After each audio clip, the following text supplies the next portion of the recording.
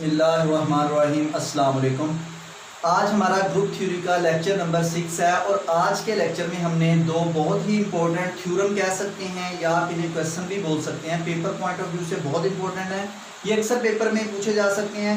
तो इनका जो रिलेशन बनता है, हमने एक डेफिनेशन पढ़ी थी अबिलियन ग्रुप की। मैंने आपको बताया था कि हमारे पास अबिलियन ग्रुप उस ग्रुप को बोलते हैं जो कि आपके पास ग्रुप तो होता है लेकिन साथ वो एक पांचवी प्रॉपर्टी सेटिस्फाई करता है, जिसे हमने कॉम्यूटेटिव प्रॉपर्टी कहा था। उस कॉम्यूटेटिव प्रॉपर्टी में क्या होता है कि उसके हर दो एलिमेंट्स के दरमियान ये आपके पास रिलेशन एग्जिस्ट करता है कि A B is equal to B A, यानी कि ये आपके पास प्रॉपर्टी होती है कॉम्यूटेटिव प्रॉपर्टी।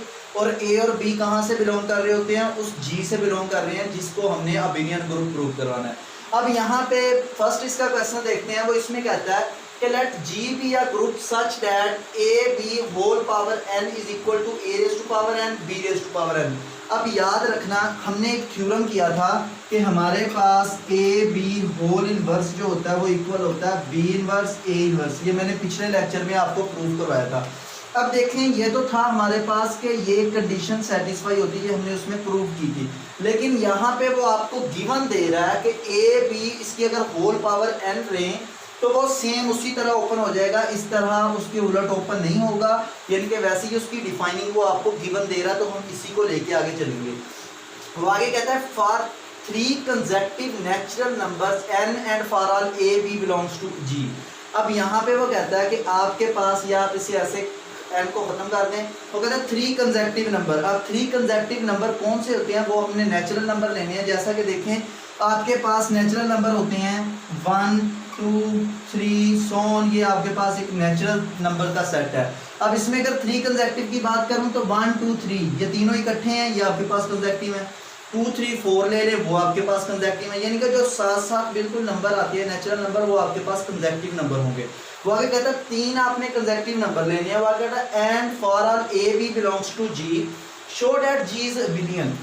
अब देखें वो आपको कौन कौन सी कंडीशन गिवन दे रहा है। वो ये कह रहा है, पहले नंबर पे तो आपके पास ये कंडीशन उसने गिवन दे दी कि उसकी होल पावर n लेंगे तो वो इस तरह ओपन होगा। दूसरे नंबर पे वो कहता है आपने 3 कंसेक्यूटिव नंबर्स लेने हैं जो कि नेचुरल नंबर होने चाहिए।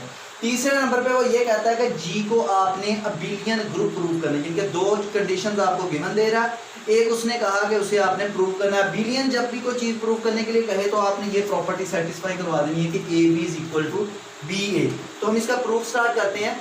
Okay, consider m m+1 m+2 be 3 consecutive natural numbers आपके पास हो गए बिलोंग्स टू जी। अब यहाँ पे उसने 3 कंसेक्यूटिव नंबर्स ले लिए। कौन से? एक m m+1 m+2, ये 3 हमारे पास कंसेक्यूटिव नंबर आ गए। अब यहाँ पे हम लेके चलते हैं, वो आगे कहता है then a b whole power m+2 a raise to power m+2 b raise to power m+2, यानी कि आपके पास ये मैंने कंसीडर किया है एक वैल्यू कि उसकी होल पावर मैंने क्या लिया है m+2। यहाँ पे इसी गिवन कंडीशन के तहत हमने इसे ओपन किया है। ये a के ऊपर पावर अलग से आ गई, b के ऊपर पावर अलग से आ गई। उसके बाद अब देखिए इसकी पावर है m+2, मैं इसको अलग करके लिख सकता हूँ, a b अलग। जब अलग करूँगा तो हमारे पास इसकी जो पावर होगी वो m+1 बच जाएगी। इसी तरह यहाँ से मैं एक a अलग कर लेता हूँ तो a आ जाएगा साथ a raise to power m+1। इसी तरह यहाँ से मैं b अलग कर सकता हूँ। और याद रखना, आप ये लेफ्ट साइड पे भी कर सकते हैं, राइट साइड पे भी कर सकते हैं, क्योंकि देखें अगर आपके पास 2 रेज़ टू पावर 3 हो, मल्टीप्लाई हो रहा है 2 रेज़ टू पावर 1, इसका आंसर आपके पास 2 रेज़ टू पावर 4 आएगा। अगर मैं यहाँ पे 3 कर दे, यानी कि यहाँ पे 1 कर देता हूँ, यहाँ पे 3 कर देता हूँ, तो आपके पास इसका आंसर भी कितना आएगा? 4 ही आएगा। सेम इसी तरह आप इस साइड से भी ले सकते हैं, इस साइड से भी हम क्वेश्चंस की रिक्वायरमेंट के मुताबिक, क्योंकि हमने जो कंडीशन प्रूव करनी है वो ये वाली है, इसे प्रूव करने के लिए हमने इसे इस तरह लिया है। अब b यहाँ से अलग कर लिया तो यहाँ पे भी m+1 पावर आ गई, यहाँ से भी m+1 पावर आ गई। अब आपने लेफ्ट कैंसिलेशन लॉ पढ़ा था तो a इस साइड से खत्म हो जाएगा। हम कहेंगे बाय लेफ्ट कैंसिलेशन लॉ हमारे पास a खत्म हो गया, बाकी हमारे पास ये कंडीशन बच गई, यानी कि ये a b whole raise to power m+1, उसके बाद a raise to power m+1 b raise to power m+1 साथ b आ गया। अब हमने किसी तरीके से ये वाला b भी ख़त्म कर देना है। अब इस b को ख़त्म करने के लिए देखें हमें इसको ओपन करना पड़ेगा। मैं इसको ओपन करता हूँ तो दोनों के ऊपर पावर क्या आ गई? अलग अलग पावर हो गई। जब पावर अलग अलग हुई मैंने यहाँ से एक b अलग कर लिया, यानी कि पीछे पावर क्या बच जाएगी? m यहाँ से b अलग कर लिया और ये सेम एज इट इज ये मैंने क्लोज करके लिख दिया a b whole power m plus 1 dot b। अब यहाँ पे मैं कहता हूँ बाय राइट कैंसलेशन ला, तो हमारे पास ये b क्या हो जाएगा, खत्म हो जाएगा, ये वाला b और ये वाला b भी हमारे पास खत्म हो जाएगा। उसके बाद देखें हमारे पास ये b एज इट इज। अब ये जो आपके पास a की पावर m प्लस 1 थी, मैंने यहाँ से एक a अलग कर लिया, बाकी a की पावर m और b की पावर m हमारे पास सेम एज इट इज नीचे आ गई, क्योंकि ये वाला b तो खत्म हो गया राइट कैंसलेशन लॉ से। उसके बाद ये a b की जो होल पावर m प्लस 1 है, इसको मैंने a b अलग और a b की power m whole power m यानी कि ये मैंने यहाँ पे अलग कर दिया। उसके बाद ये हमारे पास कंडीशन आ गई। अब इसको आप क्लोज कर दें बाय गिवन कंडीशन से, तो ये आपके पास हो जाएगा ए बी की होल पावर m साथ बी ए, यहाँ पे ए बी और ए बी की होल पावर m।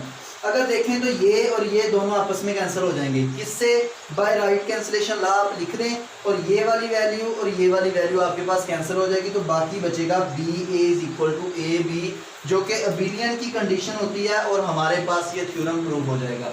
इसी तरह अब जो हमारे पास नेक्स्ट एक बात और याद रखना कि ये जो सिंपल स्टेप किए ये हमने क्वेश्चंस की रिक्वायरमेंट के मुताबिक ये और तरह भी हो सकते हैं, लेकिन आपने बेसिकली इस तरह का इसमें प्रोसीजर करना है कि इस तरह आपने इसे सॉल्व करना है कि एक साइड पे ए बी बचे, दूसरे साइड पे आपके पास बी ए बचे, यानी कि हम कैंसल आउट इस स्टेप बाय स्टेप इसको कैंसल आउट करते जाएंगे कि हमारे पास लास्ट पे यही कंडीशन बच जाए। अब हमारे पास जो नेक्स्ट थ्योरम है, ये थ्योरम आपसे डिफरेंट तरह वो पूछ सकता है, डिफरेंट तरह आपसे पेपर में क्वेश्चन पूछ सकता है। अब यहाँ पे जो इसकी मैंने 3 स्टेटमेंट लिखी है कि ये 3 के अलावा और भी तरीके से आपसे क्वेश्चन पूछ सकता है। फर्स्ट में वो ये कहता है if G is a group such that x square is equal to identity for all x belongs to G। मतलब के फॉर ऑल जब उसने कहा कि x बिलोंग्स टू G और x square is equal to identity दे रहा है, मतलब कि G जो आपके पास ग्रुप है उसके हर एलिमेंट का जो ऑर्डर होगा वो 2 है, क्योंकि मैंने यही बताया था कि उस पावर के ऊपर जाके हमें क्या मिले, आइडेंटिटी मिले। तो इस x का ऑर्डर क्या हो गया 2, यानी कि G के हर एलिमेंट का ऑर्डर 2 है। वो आगे कहता है show that G is abelian, यानी कि आपने उसे अबिलियन प्रूव करना है। अब सेकंड स्टेटमेंट देखें, इसमें वो कहता है if every element of a group G is it's oven inverse, यानी कि आपके पास यहाँ पे इसके रिलेटेड मैं आपको बता देता हूँ। देखिए सबसे पहले उसने जो फर्स्ट कंडीशन दिया है उसमें वो ये कहता है कि x square is equal to identity, यानी कि हर एलिमेंट का ऑर्डर क्या दिया हुआ है, 2 दिया हुआ है। अब देखें इस सेकंड में वो कहता है if every element of a group G of its own inverse show that G is an abelian group. वो कहता है हर जो एलिमेंट G का है वो अपने इनवर्स के इक्वल आ रहा है। मतलब कि क्या इसमें वो क्या कह रहा है, यानी कि ये देखें x square is equal to identity है, मैं इसको लिखूँ x dot x is equal to identity. अब मैं क्या करता हूँ, यहाँ पे भी इनवर्स अप्लाई कर देता हूँ, यानी कि यहाँ पे, और इस साइड पे भी इनवर्स अप्लाई कर देता हूँ। ये चीज़ क्या बन जाएगी, आइडेंटिटी। तो x is equal to x inverse, यानी कि ये सेकंड वाले की स्टेटमेंट आ गई कि हर एलिमेंट क्या है, अपने ही इनवर्स के इक्वल है। उसके बाद जो थर्ड वाला है उसमें वो कहता है prove that every non identity element, यानी कि आइडेंटिटी एलिमेंट को निकाल के जो बाकी जितने भी आपके पास एलिमेंट है of a group G is of order 2, यानी कि वही कंडीशन आ गई कि उसका ऑर्डर क्या है 2 है। यहाँ पे एलिमेंट लिख के बताया था, यहाँ पे उसने ये कह दिया उसका ऑर्डर 2 है। वो आगे कहता है देन G इज अबिलियन, यानी कि आपने उसको अबिलियन ग्रुप प्रूव करना है। और अबिलियन की मैंने आपको कंडीशन बताई है A B is equal to B A. ये जो आपके पास थ्योरम है ये हर क्लास में आता है और बहुत इंपॉर्टेंट थ्योरम है, और आपको इसकी सिंपल एग्जांपल्स के बारे में भी इसका पता होना चाहिए कि इसके रिलेटेड एग्जांपल इंशाल्लाह नेक्स्ट लेक्चर में मैं एग्जांपल भी बताऊंगा। अब यहाँ पे वो ये कहता है, हम यहाँ पे सोल्यूशन में सपोज करते हैं कि let A B belongs to G by given A is equal to A inverse, B is equal to B inverse. जब मैंने कहा है कि ए बी कहाँ से बिलोंग कर रहा है, G से बिलोंग कर रहा है, मतलब कि वो अपने इनवर्स के इक्वल होगा, ए इनवर्स के इक्वल होगा और बी इनवर्स के इक्वल होगा। मैंने इसे कंडीशन 1 और कंडीशन 2 का नाम दे दिया। उसके बाद अब हमने बेसिकली प्रूव करना है A B is equal to B A, तो मैं जो एलिमेंट लूंगा वो ए बी की ही फॉर्म में लूंगा। अब देखें बाय कोलरियर प्रॉपर्टी जब ए बी G से बिलोंग कर रहा है, बी भी G से बिलोंग कर रहा है, तो ए बी भी तो G से बिलोंग करेगा। मैंने यहाँ पे यही लिखा है by corollary property A B belongs to G। जब ए बी G से बिलोंग कर गया और हमने कहा कि G का जो हर एलिमेंट है वो अपने इनवर्स के इक्वल है, तो इसका मतलब जो ए बी होगा वो किसके इक्वल होगा, ए बी होल इनवर्स के इक्वल होगा, जो कि यहाँ पे मैंने लिखा हुआ है। अब जब हमने इनवर्स ओपन करना है अब यहाँ पे उसने कोई कंडीशन नहीं दी थी जैसे यहाँ पे दी थी, तो इसका मतलब ये जो इन्वर्स ओपन होगा ये इस मेथड से ओपन होगा, इसे हम लिखेंगे बी इन्वर्स और ए इन्वर्स, ये हमारे पास ओपन हो जाएगा। उसके बाद बाय 1 और 2 कंडीशन जो हमारे पास इक्वेशंस दी हुई हैं, तो ए किसके इक्वल है, ए इन्वर्स के इक्वल, तो मैं ए इन्वर्स की जगह पे ए पुट कर दूंगा, और बी इन्वर्स किसके इक्वल है, बी के इक्वल, तो बी इन्वर्स की जगह पे बी पुट कर दूंगा। तो हमारे पास ए बी किसके इक्वल प्रूव हो जाएगा, बी ए के इक्वल हो जाएगा, और यहाँ पे हमारे पास G be abelian group prove हो जाएगा। ये था आज का लेक्चर, उम्मीद है आपको समझ आई होगी। अगर इससे रिलेटेड आपके पास कोई भी क्वेश्चन हो तो आप नीचे कमेंट्स में पूछ सकते हैं। इंशाल्लाह नेक्स्ट लेक्चर में हम न्यू आगे टॉपिक स्टार्ट करेंगे, तब तक के लिए अल्लाह हाफिज़।